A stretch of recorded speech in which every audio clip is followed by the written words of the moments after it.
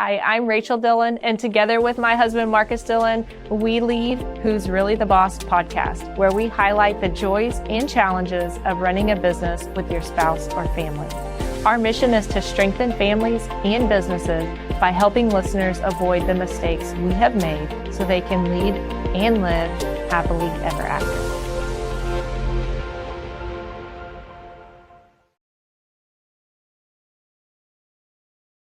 Welcome back to Who's Really the Boss podcast. Hey, thanks for having me back. I think maybe we're just talking about Anchorman today. Is that correct? Yeah, so we'll get into that, right? Anchorman, if you're familiar with Will Ferrell and kind of the comedy, there's a lot of quotable lines in that, and I'm moronic and so immature, that I quote those a lot. So if you just want to know what it's like living with me, there you go. But yeah, we'll get into Anchorman. Did you want to say anything? Like, obviously, this is a second recording in our home in the studio, so a little bit of a switch there. Do you want to say anything about the new home for the podcast and who we're with? Yeah, so now our recording, a lot of changes have happened. So we posted about that on social media just to let people know that there were going to be some changes. So definitely a big change is that episodes will release every other week. So the past 2 years, I don't know how long we've been doing Who's Really the Boss. Maybe we're in season 3, so maybe we finished 2 years and are starting our 3rd year of the podcast. But we used to record or release an episode every Monday, and so now we're going to be doing every other week.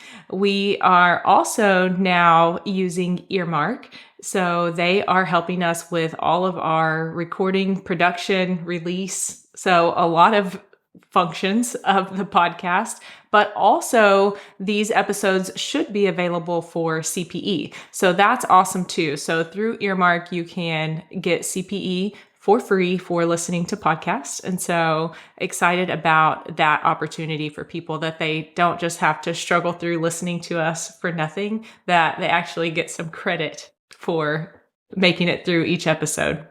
Yeah, so that's why the episode length has now increased for CPE. And if you don't want to listen to me ramble on for 45 minutes, 50 minutes, then you can always just listen to it a little bit faster and probably guess the answers to the questions still anyway. So, but yeah, good luck getting some credit for us talk about Anchorman and whatever else is going on at DBA or in life. We figure that's an easy win for all of our listeners. So recently, someone told you, like an interviewer or a blogger, somebody who was interviewing you for something, told you that they were excited to interview you because you are so quotable. And you really are. Like, so many times when we're recording, I'm like, oh, that's really good. And that's hard for me to say because, right, we're married and I like to give you a hard time. And it's hard for me to be so complimentary of you. But she did say that you're so quotable, and I responded with, so is Michael Scott, just to kind of level the field, just to bring you down just one notch.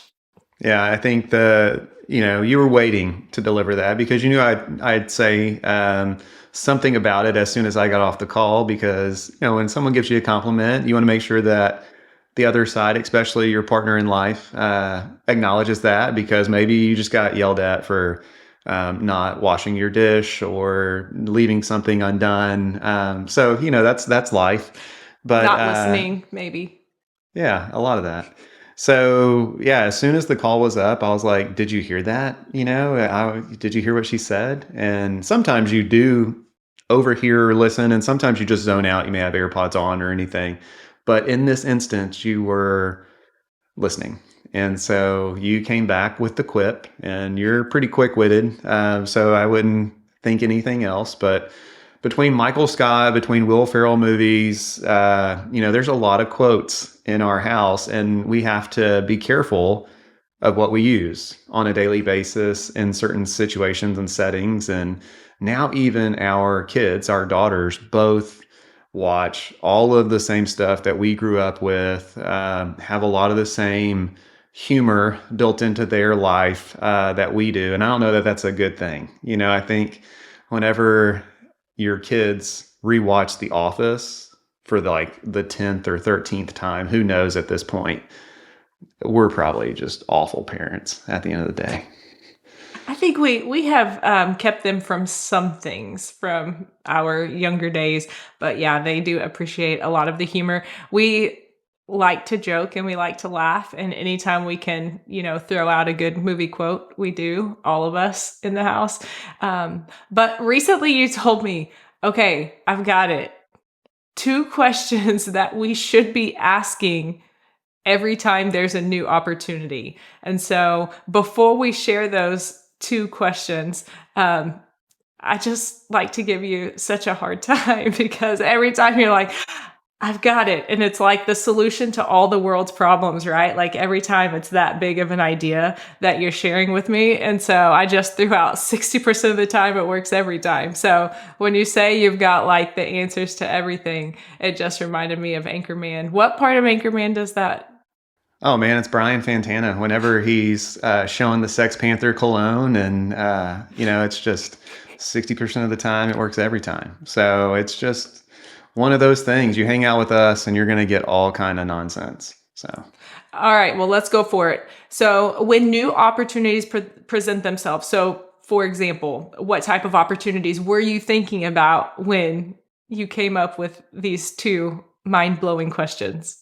Oh, these questions would pertain to anything in life. So that new client, that new team member, that new job opportunity, that new speaking gig, or additional opportunity that you may see in the market. I think that these 2 questions can be asked, and I've even tested them on clients. I'm sure that the person he's listening, and I'm sure he's like, I knew it, and. One of those is like, I think some of the stuff that I say sticks with certain people, and then it just rolls off with other people. The part of the people it rolls off with and never comes back is like you and our daughters, right? So, but some people actually take to heart some of those quotable moments that I have, and I have to be very careful on what I say sometimes to people that I have influence with. And so, but yeah, 60% of the time, this should work every time. So these questions are really that good. All right, go for it. What are the 2 questions when a new opportunity presents itself? Yeah. So the first one is going to be, does this make my life easier? And I think that question can pertain to anything, right? In life, in business, does this make my life easier? And if you ask that question, it doesn't come from a place of we were called to live easy lives, right? So it's one of those where, does this add so much complexity? Or does this make my life draining? Does this add confusion to what my daily goals should be? I think if you boil it all down to and ask yourself, any opportunity that comes up, does this make my life easier? That's the first question. And so whenever you heard that, did you have any thoughts? Because that question alone is good, but I think as part of the 2 questions, it's also important, because we could just go through life living very easy lives and then be broke, be on the street. And so I think those are the pieces where these 2 questions together. But did you have any thoughts on just that question alone? Yes, because potentially I might even word it differently. Just me personally might think about it differently. Of, does this simplify something in my life rather than does this make my life easier? I think it's very easy to fall into a trap of thinking, if I just get to this next thing, if I just have this, if I could just do this, if I made this amount of money or moved into this house or married this person, my life would be so much easier. So I think always like looking so forward to the future and forgetting like what you're doing now or what's in the present. Also trying to do things like with an easy button typically doesn't yield the best results. So probably the first time you said it, I was probably rolling my eyes at you thinking like, okay, that either isn't the right question or the not the right way to say it, because if it makes it easier, it doesn't necessarily yield a great result long term. Usually it's a short term gain when something makes your life easier, but long term, it's usually not the best choice to make.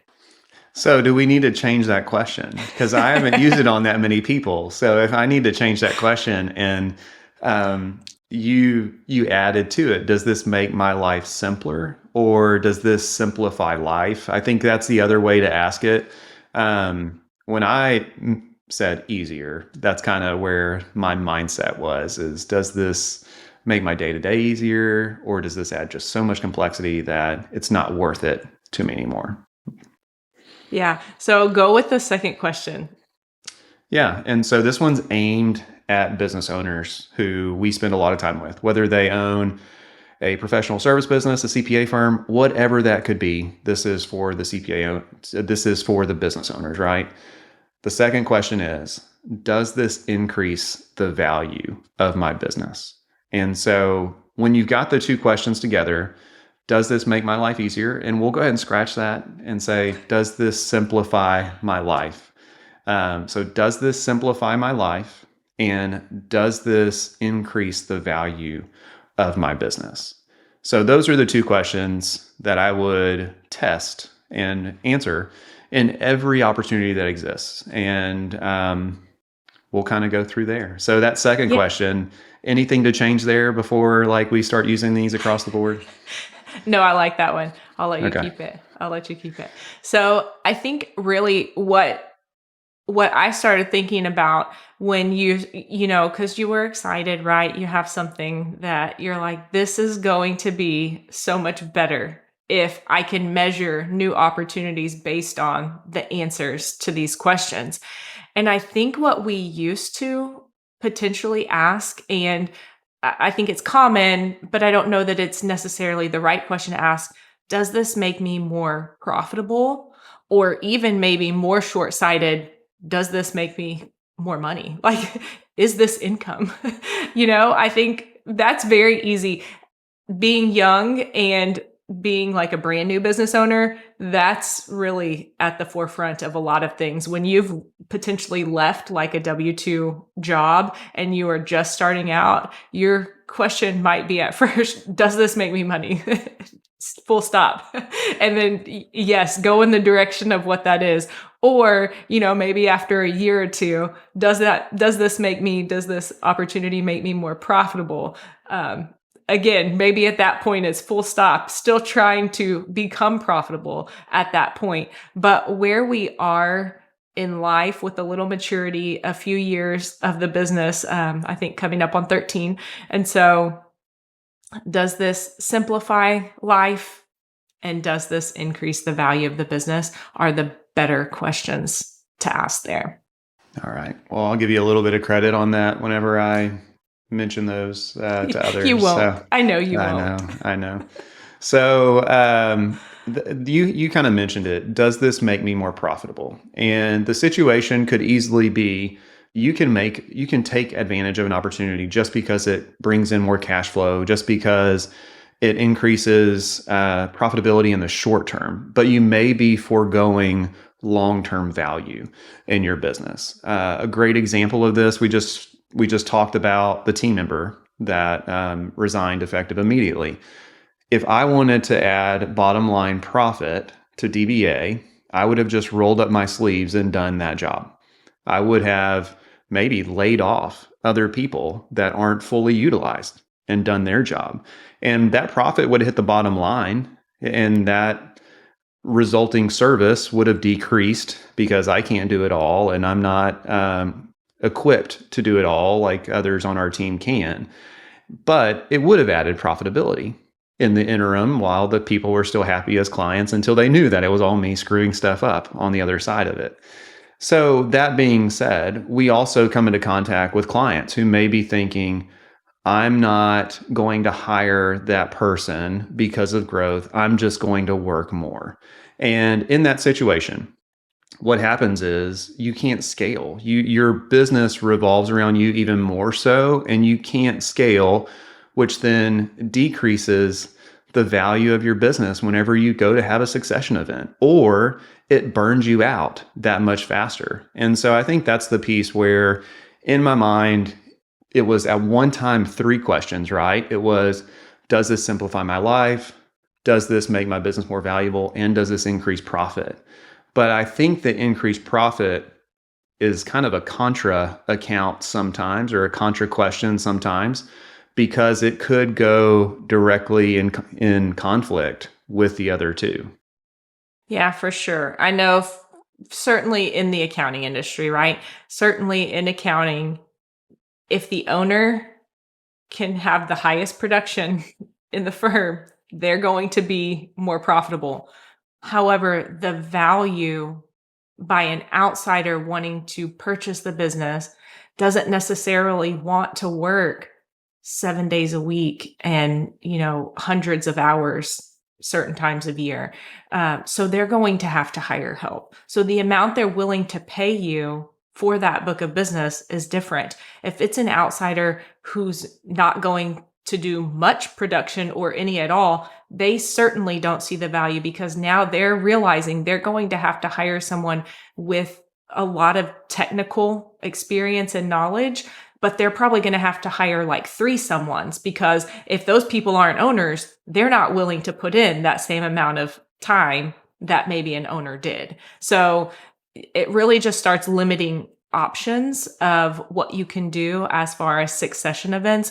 People in your firm that see you working like that. So say you do have 2 or 3 other team members working with you, but they see you and the way that you work, they're not going to raise their hand and say, I want to take over this business, or I want to pay you for this business, because they see what it's done to your life, potentially only at certain times of the year, but there's fewer people now that are willing to work that way. So the more time that passes, the more flexibility that we have, from remote environments to flexible working schedules to technology doing things and not requiring as many human inputs. People just don't have to. I mean, you can go be an influencer. You don't have to work like that and make a lot more money. So it's not the same as it used to be, which I think is why that asking only the question, does this make me more profitable, is not the only question you should be asking as a business owner. Yeah, and I think the word value, especially in today's market, it goes back to profitability is a part of it, right? You have to be profitable to be valuable. So it's kind of inherent in that valuable question. Valuable also means, is it scalable? Is it stable? Is it going to live beyond any one person? And if you were to replace the valuable question with only the profit question, you may build a business where you have to go with the business as an employee. And most of the people that I know that will sell their business or their firm in the future are hesitant to go just be an employee or such a partial owner in the next business, because they started for a reason and they have that entrepreneurial spirit. So whenever we speak to value, and I've had this conversation with non-CPA firm clients, owners of businesses, and you look at the value of even this business, and maybe you have scaled, maybe you have made this business as profitable as it needs to be in your whole portfolio of businesses. And so I know we come into this with DBA, like we could continue to improve our house and never get that back as far as resale value if you're beyond the nicest house in the neighborhood. And so I think whenever you look at your business as an asset in your portfolio, maybe there's a bigger ROI outside of your business. Maybe there's an opportunity to hedge. And I think that also kind of weaves into that value question. And maybe it's also the simplify life, because if you can maximize value of your CPA firm, let's say, and you've simplified your life where you don't work in that firm, or you don't work fully in that firm, why would you do things to go back in it just to get a few more dollars of profit? And why wouldn't you just maintain what you've built because it's operating smoothly, probably better without you in it on a daily or so heavy basis. Yeah, absolutely. And of course, this too takes into account like our values and how we like to spend our time, live our lives. So, spending time with our family, with friends, spending time outside of the business, doing other things, serving in the community, other things that we do, I don't know, laying on the couch and doing nothing. All of those things also come into this where the business isn't both like our livelihood and our form of entertainment. So also, different there. So, maybe these questions don't fit every application. But I do want to test you on some specific things Yeah, with go these for it. questions. So let's go. So when evaluating the opportunity, let's say it's a new client or a prospect. How would you use those questions if evaluating a new prospect? Yeah, so great example. Prospect comes in. If you're already removed or you like the balance of your life, or maybe if you don't like the balance of your life, you're probably not the one that needs to be working on that client or that prospect. So if that prospect is coming to the business to only work with you, that's probably not going to make your life more simple or simplify your life. And it's probably not going to increase your value of your business at the end of the day. So we would only bring on prospects to clients if it was going to be served by a team approach, right? Being able to be delegated to where any one person, including the owner, isn't the full service provider for that client. Is the dollar value of the services provided profitable enough, right? We've added that in. They have to be profitable services. And is it a long-term engagement or opportunity that adds value to the business? It can't be a one and done. And I think we saw this with something as simple as BOI reporting. This kind of came to a head. A lot of CPAs were asking, do I do it? Do I not? And it's just, if you ask these two questions, is it going to simplify your life or is it going to make your business more valuable? BOI is not going to say yes to either of those questions. And so even not preparing BOI, we've had to help clients identify all their entities to go back to their attorney that set up some of those entities or not. And then it's such a commodity of a service, and it's a one-time service at that. So it's got zero value for the future owner of your business or you as the owner of your business beyond this year. And so for that, it's an easy answer. Like BOI, that prospect who wants a one and done, it's going to be easy no on both sides.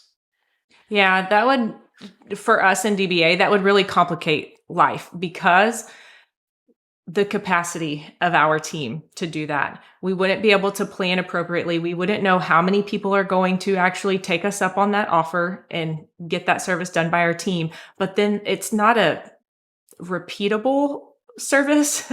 So then if we staffed up or moved around work so people could do that, and then it's done and then we have to go back. So that definitely, and while that might only be 1 year or still like that's definitely not making that's not simplifying the business. I think in that instance too, talking about prospects, I know in our industry we want to help everyone, and I hope everyone can hear me say we still do my grandma's tax return, we still do your parents' tax return, my sister's tax return. So don't hear me when I say but.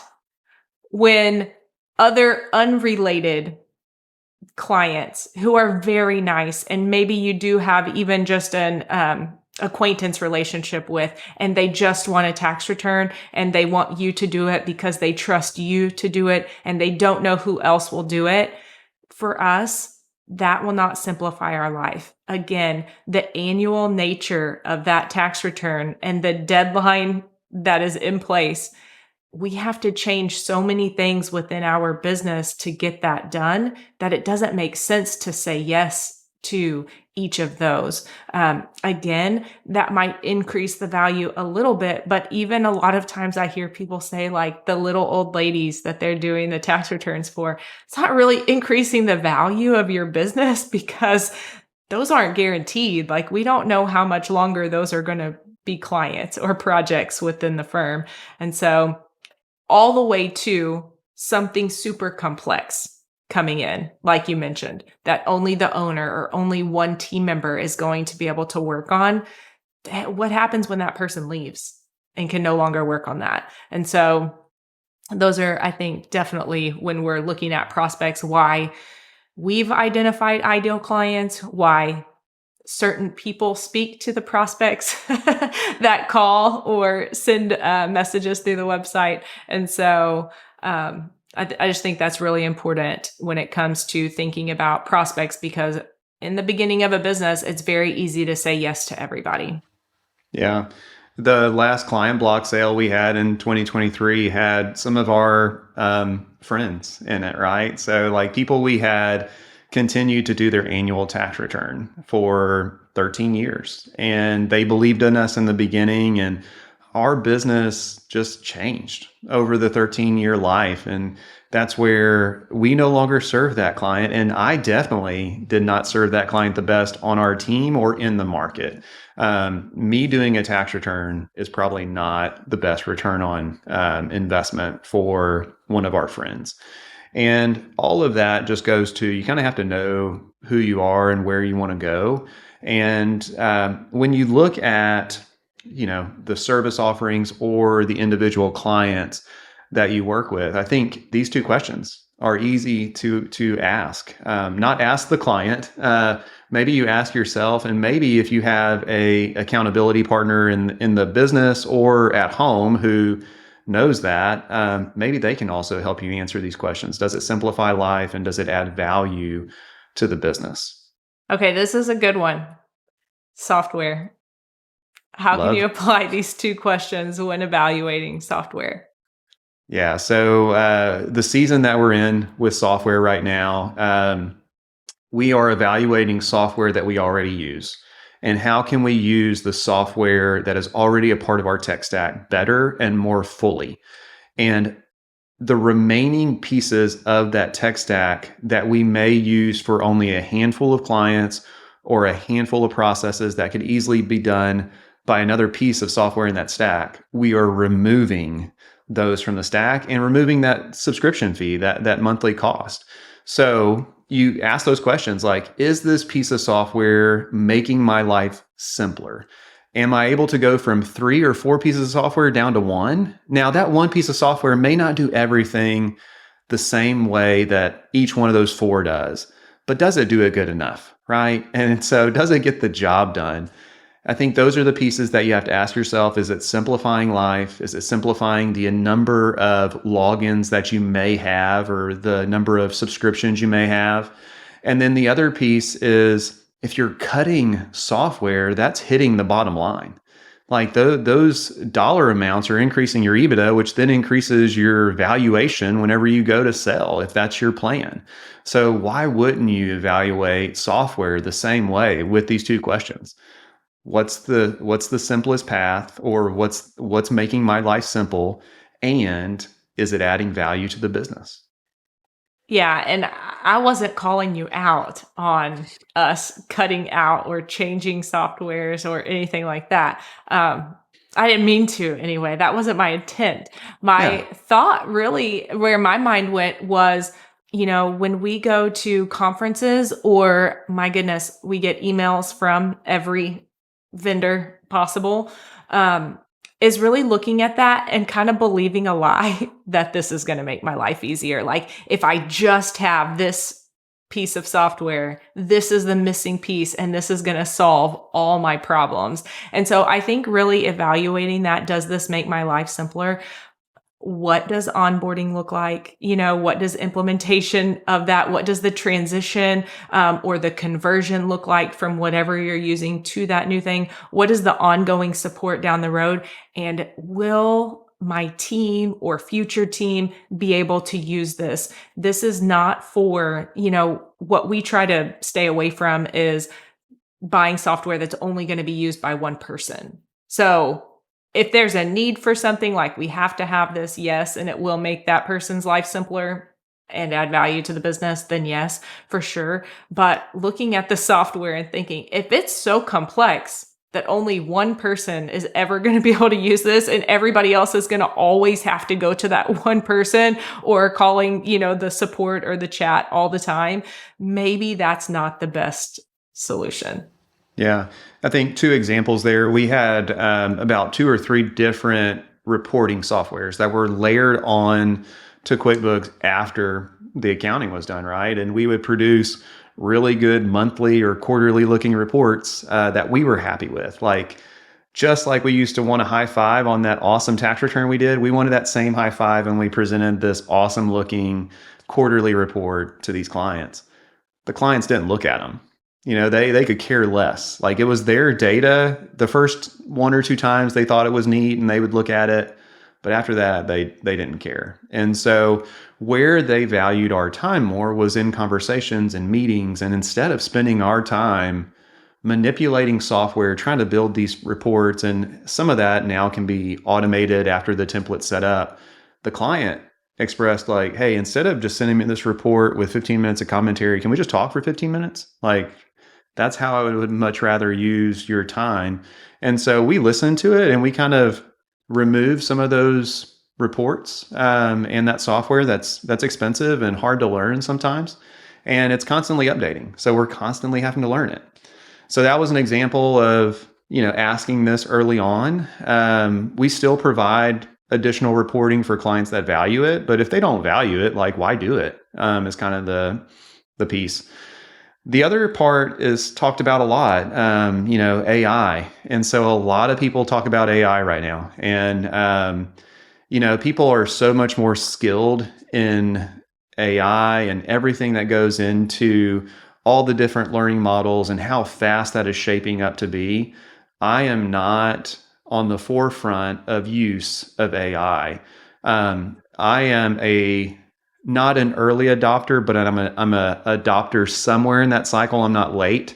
And the reason why is I just don't have enough time in the day, or I don't enjoy investigating the use of AI in multiple different ways. That doesn't give me joy. That doesn't simplify my life. So I'm going to wait till somebody else figures it out, and they can even charge me a fee once they've figured it out to use it to the best of my ability. But I'm not going to go do that. Like, my time is best spent with our team, our family, our clients, like, just not playing behind the scenes, trying to write something that I have no idea what I'm doing. Now, we do use AI today in our firm, but it's very elementary use probably compared to the very early adopters. Like, we'll use it to write notes and emails and memos and produce documents and things like that. And I know other people are using AI in different ways, and that's great for them. I've just got to let a little bit of time go by before I fully invest and fully want to learn how I can use this in my daily life or my business. I'm going to go let others make mistakes before me, and then I'm going to get the ROI from that person's mistakes, as opposed to spending my time making mistakes that only maybe I, see a value in. Yeah. And then going back to that reporting software, I think we were talking about it when we were in Vegas at QuickBooks Connect with Leslie. She was in a session on reporting. And what did they recommend that most clients are happy with you using? So they had recommended, well, they said the statistic was 80% of the time Excel is used. And that's in all forms of FP&A and levels of controller, CFO, that regardless the size of the organization, Excel is still used 80% of the time. And I think that these software companies want you to think differently, right? And so it's, how quick can you knock that out? How quick can you go through that with your client and then automate it on the back end? Maybe it is fillable, or you can, clean it up after you've created it. But, if your client wants a scorecard on how they're doing and you have to pull in data from different places, is it much easier to make that data map in and go, kind of build out this Excel file that's a little bit more robust than spending hundreds of dollars on a piece of software that you only use one time for a client? And if I remember correctly, because it was a little while back, but the conversation was that a lot of times small business owners, they're not looking for anything real complex. They just want you to simplify some answers to questions that they have, show them in the most simplified way. Like, what is the easiest way you can show? They're not asking for some are definitely looking for that. Some can figure out the simple and have time to do the simple themselves based on the data, that our team prepares.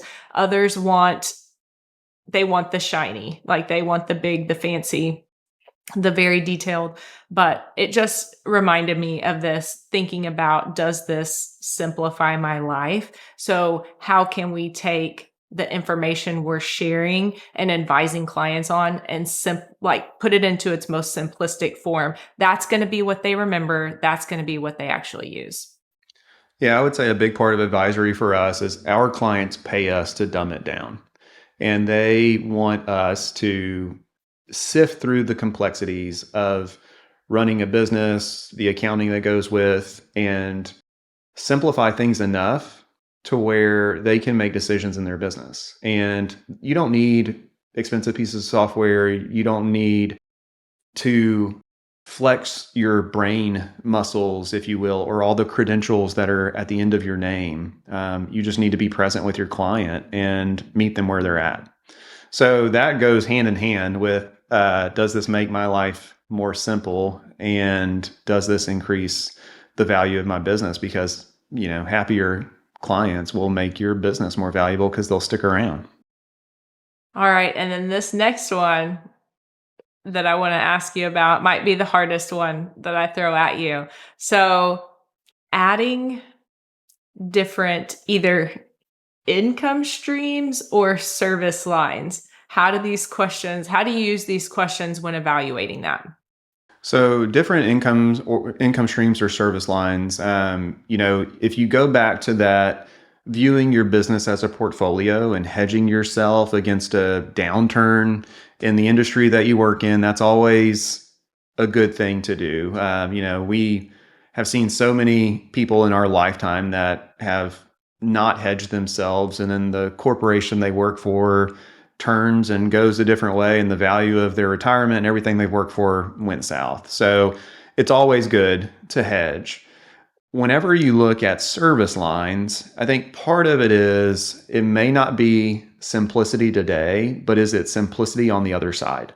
And with us, take tax, for example, and you have a complex tax offering. Maybe you do something that's so industry specific. Let's just say it's transfer pricing. And I'm not the guy to talk about transfer pricing. If you're listening to this and you know what transfer pricing is, then you're 2 steps ahead of me. But maybe you do something so technical and specific, such as transfer pricing, that only a small subset of the population even needs, right? And are you called to serve them? We are not. That was way too complex, and we would never investigate that. But could we come up with a service that 90% of all small businesses need? And so is that basic accounting, payroll, tax services, and advisory? And on the other side of that, is it so simple that you can develop a pitch or whatever to say why 90% of all small businesses need these services? And so the fact that you're kind of condensing the amount of complexity down and making it more simple, you're not maybe able to do that today. But if you've got a goal to do that a year from now, 3 years from now, whatever that looks like, then I would say that answers the first question about simplicity. And then it also answers the question about value. Because if you take on the one hand, the transfer pricing, super technical tax, you're always going to be looking for that next technical tax person to hire or to help you do those calculations for that prospective client base that you've identified. If you go the simpler route, you probably have a lot more available team members in a pool of applicants that can help you serve 90% of small businesses. And as such, you're not going to probably pay as high a wages as you would to that technical tax person. So you're probably going to have more inherent profit, which leads to more value at the end of the day. I'm going to make you squirm. Like I want to see you answer this. What would you say about adding like financial management services to an accounting firm? So like RIA and wealth management. Yeah. Yeah, it's great. I mean, a lot of firms are doing this or investigating ways to do it. We've thought about it. You have to look at who you want to serve long term. So, do you want to serve the masses? Do you want to have a roster full of individual clients and business owners that you can easily offer these ancillary services as kind of an addition to your core service offering? And I see that where it works the best, right? Where you've got a pool of available customers from the very beginning whenever you start this, right? For us, we've evaluated this where it doesn't really align with making our life simpler because I don't want to run it. So I'd have to find somebody that does want to do wealth management or acquire a wealth management piece of the firm, a piece of another firm, or a wealth manager, which those guys are really expensive right now because private equity has driven up the price, and rightly so. I think it's a valuable business. But we also work with a very small number of family offices, and typically our families already have a very solid financial advisor as part of their team. So we wouldn't want to conflict with that. Maybe we would partner with one of those financial advisors if the opportunity came, or we would become a part of another family office that did those services. So I'm not discounting that altogether, but whenever I think through if DBA is going to add wealth management, does that make my life more simplistic? Probably not in the beginning, because we would maybe have to go out and acquire a different type of client. And those clients that are wealth management clients probably don't need the core service offerings of DBA if they're just wealthy retired individuals, or they've sold their business and now have this wealth that is sitting there. So that would make my life simpler. It may add value, but that's why you have to ask both questions. And how much are you going to go down that path? How long are you going to give yourself before it's evaluated as, hey, this isn't the experiment that we need to continue to pursue? So that's the piece where wealth management, I don't know if I squirmed. I like wealth management. I like what it does, but I don't like the thought of me learning a wealth management business. I think it's I think it's just relevant right now. I think a lot of people are trying to identify ways to increase the value of their business. And I think that definitely answers yes. Yes, that would increase the value of your business. But until DBA or until you and I can figure out how to simplify that process of adding something like that into the business or doing something like that in conjunction with the business, until we can see how to simplify that process, then it's a no for now. And so it's not that it's a no forever, but for right now, it definitely would not make our life easier. I don't think it would make our life easier in the short term. And I think even in the long term, it doesn't necessarily simplify things, unless you have right partners, right management, right, a lot of factors that have to go into that. So that's the only thing, is that it's not that it's never been discussed, and it's not that it's a no. It's just that it doesn't answer yes to both. And so potentially it could answer yes to, does this make me more money? Does this make me more profitable? Does this make the business more valuable? But at this point where we are, it also needs to simplify or be fairly simplistic to implement, and then maintain. And that's why this works 60% of the time, right? Like these 60% of questions. the time it works every time. That's right. Yeah. That's right. Because, DBA's to the point 13 years in where we kind of know where we're good, what we're skilled at as far as a team. And a lot of our clients are very similar. They're mature businesses that we're able to walk alongside those owners. And if we ask these questions of our clients who are businesses or our friends who run CPA firms, a lot of them are mature and have been through life. And so they know what they should be doing. They know that they should be asking themselves this question, like, does this make simplicity or does it make complexity? And if it's going to make complexity, how long? And am I okay with that? And so, like, those are the questions that you would have to ask. And hopefully every decision that is made with the hope that it makes your business more valuable. I think you go back to that BOI example, and that's a great example because spending the 2024 year figuring out BOI for $99 an engagement one time isn't going to make your business any more valuable in 2025 and beyond. And no future owner is going to pay you for the services that you provided in 2024 that don't have continued life in the future. And so if you're okay spending your available capacity doing that in 2024, then that's fine. Like, that's an answer you've chosen to go after. But if you're all about simplifying your life and making your portfolio of assets more valuable, then these questions could definitely help at least 60% of the time.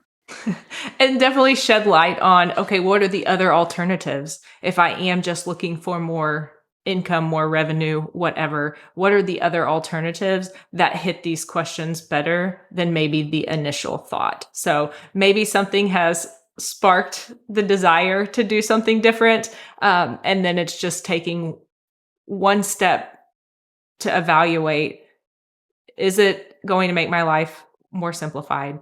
Is it going to increase the value? And if it's not, what else could I do? What are the other opportunities that exist? Yeah. No, it's been a good conversation. So yeah, absolutely. Thanks for being open and transparent, not deflecting any of the questions. It was great. I'll talk to you on the next. Thanks. Thanks for hanging with us to the end of another episode. Leave us a review with your thoughts, comments, and feedback on Apple Podcasts or Spotify. Be sure to subscribe to our podcast so you don't miss any future episodes. Join us again next week for another great conversation.